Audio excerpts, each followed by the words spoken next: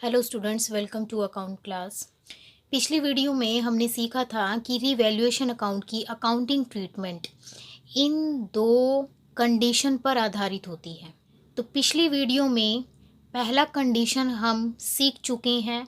इस वीडियो में हम सीखेंगे कि अगर क्वेश्चन में दिया हो कि एसेट्स और लायबिलिटीज़ की रिवाइज्ड वैल्यूज़ को जब अकाउंट्स की बुक्स में रिकॉर्ड नहीं किया जाता है, पार्टनर्स के कैपिटल अकाउंट में एडजस्टमेंट कैसे की जाती है और बैलेंस शीट कैसे बनाई जाती है। तो जब भी क्वेश्चन में हमें दिया हो कि रिवाइज्ड वैल्यूज़ को हमें अकाउंट की बुक्स में रिकॉर्ड नहीं करना है, तो रिवैल्यूएशन अकाउंट के प्रॉफिट को हम सेक्रीफाइस रेशियो में डिवाइड करते हैं। तो इसे भी हम इलुस्ट्रेशन नंबर 33 की हेल्प से समझने की कोशिश करेंगे।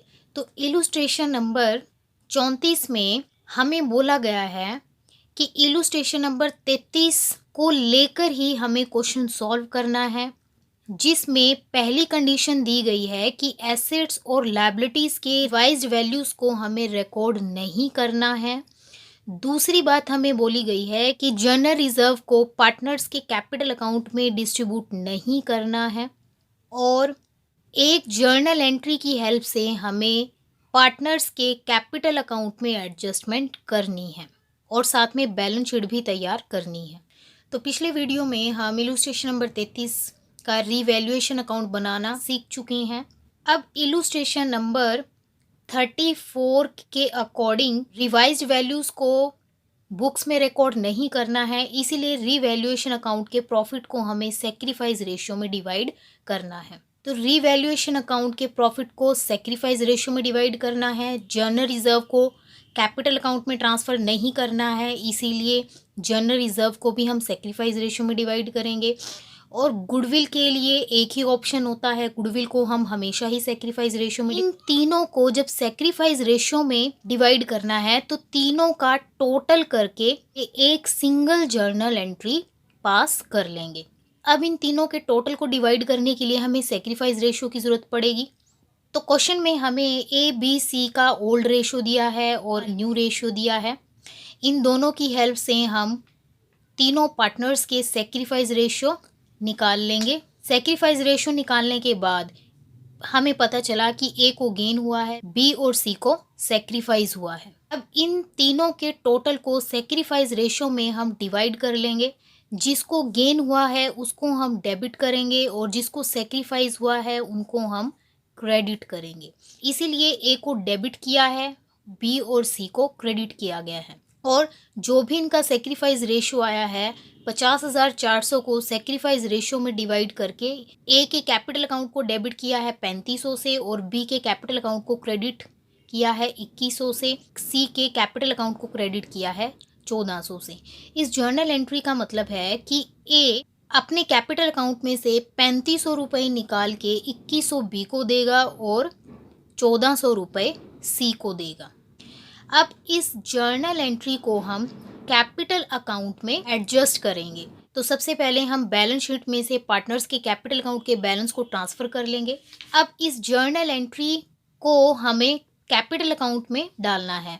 ए का कैपिटल अकाउंट डेबिट है, इट मीन्स घट रहा है, इसीलिए to B's capital account to C's capital account. और डेबिट वाली एंट्री बाय में जाएगी, इसलिए by A's capital account. B और सी का कैपिटल अकाउंट बढ़ रहा है, ये क्रेडिट की तरफ रिकॉर्ड करेंगे, इसलिए बी के कॉलम में क्रेडिट की तरफ नोट किया है 2100 और सी के कॉलम में नोट किया है 1400। इसीलिए डेबिट साइड ए के कॉलम में नोट किया है 3500। उस जर्नल एंट्री को कैपिटल अकाउंट में डालने के बाद हम कैपिटल अकाउंट का टोटल कर लेंगे। टोटल करने के बाद हमारे पास ये बैलेंस आए हैं। तो एडजस्टमेंट करने से पहले पार्टनर्स के कैपिटल अकाउंट के बैलेंस ये थे और एडजस्टमेंट करने के बाद पार्टनर्स के कैपिटल अकाउंट के बैलेंसेस ये हो गए हैं। अब हम पार्टनर के कैपिटल अकाउंट की हेल्प से बैलेंस शीट बना लेंगे। क्वेश्चन में हमें बोला गया है कि एसेट्स और लायबिलिटीज़ की रिवाइज्ड वैल्यूज़ को रिकॉर्ड नहीं करना है, इसीलिए इंफॉर्मेशन में जो भी चेंजेस आए हैं उनको हम बैलेंस शीट में रिकॉर्ड नहीं करेंगे। तो बैलेंस शीट में जो भी वैल्यू जैसे भी है उन सभी एसेट्स को और उन सभी लायबिलिटीज़ को हम बैलेंस शीट में एज इट इज़ नोट कर लेंगे। तो इसीलिए एसेट साइड का टोटल 5,60,000 है और लायबिलिटी साइड का भी टोटल 5,60,000 है। तो बैलेंस शीट में सभी एसेट्स को और सभी लायबिलिटीज़ को हमने एज इट इज़ रिकॉर्ड कर लिया है। बट इस सिंगल जर्नल एंट्री की हेल्प से तीनों पार्टनर्स के कैपिटल अकाउंट चेंज हो गए हैं और उसको हमने पार्टनर्स के कैपिटल अकाउंट बनाकर शो कर दिया है। अब हम बैलेंस शीट में अब पार्टनर्स के कैपिटल अकाउंट की जो चेंज हुई वैल्यू है उसको हम बैलेंस शीट में रिकॉर्ड करेंगे।